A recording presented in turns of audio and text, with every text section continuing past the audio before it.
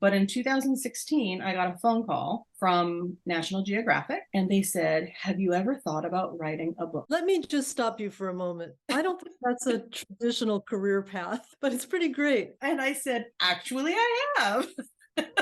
Welcome to Midlife Dialogues, where we talk to people doing interesting things with their lives in midlife. And today we're talking to Chris Bordessa. I'm so interested in what Chris is doing with her life. She has such an interesting and successful online business, one I'm sure she never dreamed about growing up as your, career goal. It's such a new type of thing to do, relatively speaking. And we're going to talk about how she got to this point. So first of all, welcome, Chris. Hi. So just as background, Chris is a friend of mine. And in fact, we used to have a business together some years ago. We both live on the Big Island in Hawaii. But Chris, I know you started out life, you grew up in Northern California. Tell us about that, where you grew up, and mention apples. Sure. I grew up in Northern California in a farming community, and that community was, and kind of still is, very well known for their Gravenstein apples in particular. My father was an apple farmer, and, we lived on a little small acreage, and there was always a garden and chickens and animals in the background of all of that. My folks had a farm stand where we sold those apples, and that kind of evolved over the years into selling other fresh fruits and vegetables from the area. So definitely grew up with that kind of background and had that kind of generational wisdom going on for me. Yeah, I find that really interesting. So your family always grew food, and your mom canned and always did things with the food locally grown or that you guys grew. That must have seemed very natural to you. And was it strange when you learned a lot of people don't live that way?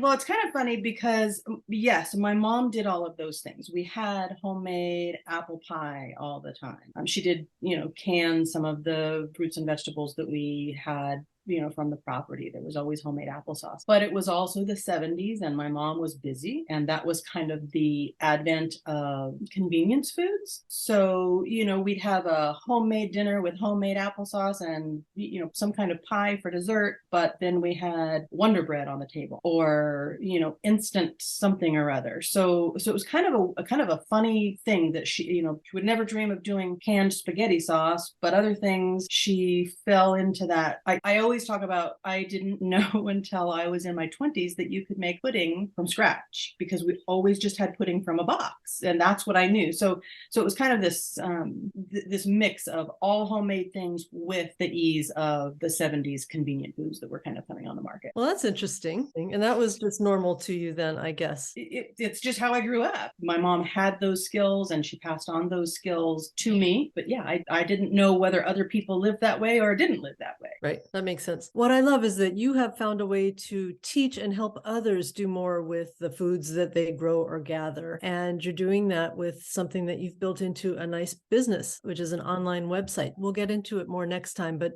just tell me the overview. What is that called and what does it offer? My website is Attainable Sustainable. Can I tell you how it started? Absolutely.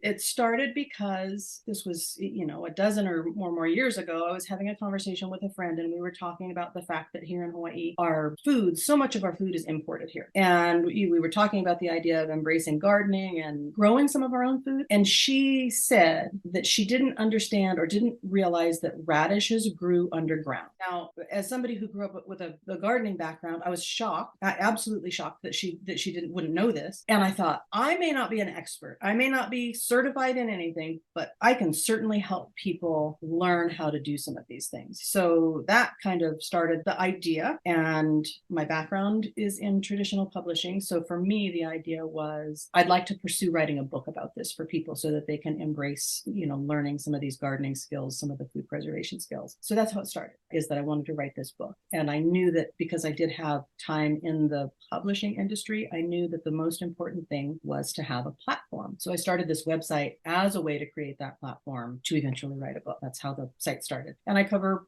on there, I cover gardening, I cover food preservation, I do cover some things like bread making and home cooking. Skills that a lot of people just have not gotten from their parents or their grandparents. Right. And what I like is that you offer all this up not in some preachy way. There's never judgment. You very much give an attitude of, any little bit you want to do to make your life a little bit more natural and closer to the land is good. Right. And my thing is, everybody's at a different place. I have people who follow me on, my Facebook page or wherever they will communicate with me, and they will say, how how does somebody not know how to make dinner or whatever the recipe is? And, you know, I've talked to so many people, and there are young people out there right now who do not have family passing that knowledge on. They've just never learned how to cook. If they don't know how do you start? So that's what I do very much try to realize that everybody's at a different place. And sometimes I have to even talk my people down and say, just, you know, you have that skill, but other people don't have that. So let's give them that. Let's give them that stepping stone so that they can start doing more of their own home cooking.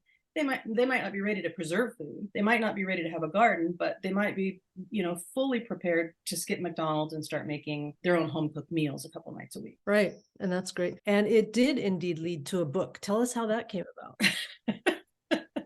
That's the book. I started the website, as I said, because I wanted to talk to a publisher and turn this into a book project. I launched the site in 2011. And after doing it for a while, I realized this is the internet and this is where people are. And people are finding the information they need just on the internet. Maybe I don't need to think about a book. And I kind of let it go. I just started posting recipes and different things, how-tos on the website. And, you know, I've got a Facebook page where I was able to interact with people. And I thought, this is great. This is getting the information out there that people want. And I didn't pursue the book. But in 2016, I got a phone call from National Geographic, and they said, have you ever thought about writing a book? And they had an idea of what they wanted this book to be. And it really kind of converged with what I had hoped to write in the first place. That's amazing. That's amazing. And now you have this absolutely beautiful National Geographic book. It is so lovely. It's hefty. There's a lot going on in here. It's a beautiful book. I just love it. So I know that you have sort of grown into an adult who doesn't eat a lot of convenience foods and packaged foods and fast foods and TV dinners and such. So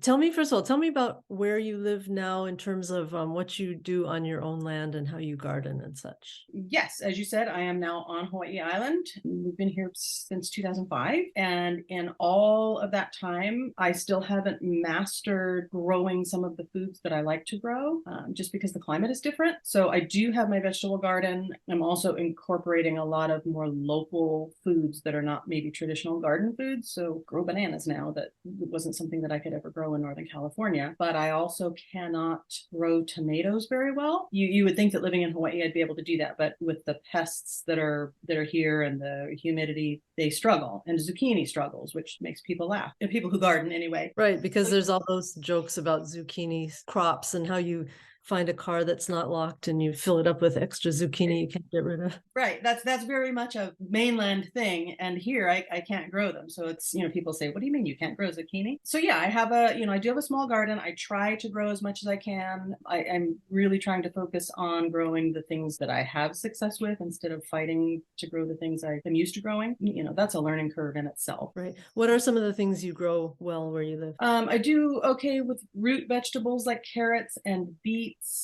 The greens do really well. I always have kale and Swiss chard. I actually, this past season was very, very dry in my community. So tomatoes, I did have a crop of tomatoes that was kind of impressive. I was pleased with that. I was pleased that I tried again because they actually grew. And that was just, I think it's just a little bit lucky that we had a dry summer. I see. Okay, and tell me about how you use the things you grow. Most of the things that I grow, we're eating fresh out of the garden, you know, making salads or just cooking them as side dish vegetables or what have you. If I have an abundance, then I do can those foods. I make a lot of jams and jellies because we do have a lot of access to tropical fruit. So I do make a lot of jams and jellies. I did, as I said, this year was a surprise. I had enough tomatoes to actually can some salsa. So I've got homemade salsa in the cupboard. And I know that you can a lot of jams and jellies because I have received these and they're my favorite things in the world. Tell me about what are some of the favorite jams and jellies that you can make here with the things you grow in Hawaii? Right. And actually, a lot of the things are not necessarily things that I grow as much as things that are available to me. You know, we'll go out and forage for wild guavas. I do make guava jam. Mango jam is another one. And Jaboticaba, that's something that we have a friend who has an amazing tree that he lets us come harvest off of. And that's a real unusual tree in and of itself. Those are the things that I tend to keep in. I'm trying to think what's left in there. I'm running low. I need to make more. Yeah, that works for me too.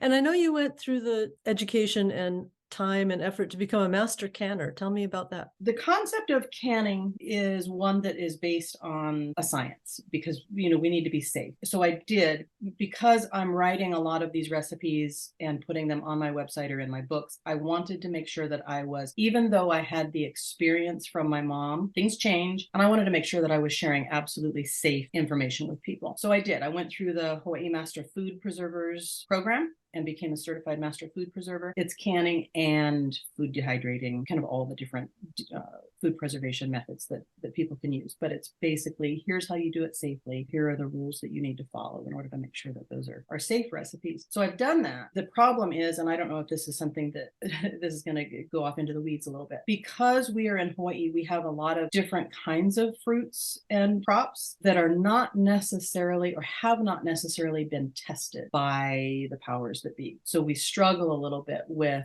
for instance, we have breadfruit here, ulu, that is kind of used as a potato substitute here. And I would very much like to be able to can that for when it's not in season, but there's no safe recipe. There's not a tested recipe. So I'm actually working with the Hawaii Master Food Preservers, trying to find some federal funding to bring that kind of testing to Hawaii. Oh, that's great, because yes, ulu is a big crop here and it's wonderful, but it's so seasonal. It's very seasonal. And, if we could figure out a way to make that shelf stable, then, it helps a little bit with the food security here. Yeah, that's great. I want to ask you one more story about where and how you live, because it's my favorite story. I'll just lead you off with this. I know there are feral pigs. Would you tell the story about the fence and the breaking back in to have babies? Oh, that story. Yes. Oh my gosh. Yes. There's a portion of land that is fenced because we do have the feral pigs, and the pigs are fenced out because we don't want them interfering with the crops, because they will dig up all of the crops and ruin everything. Somehow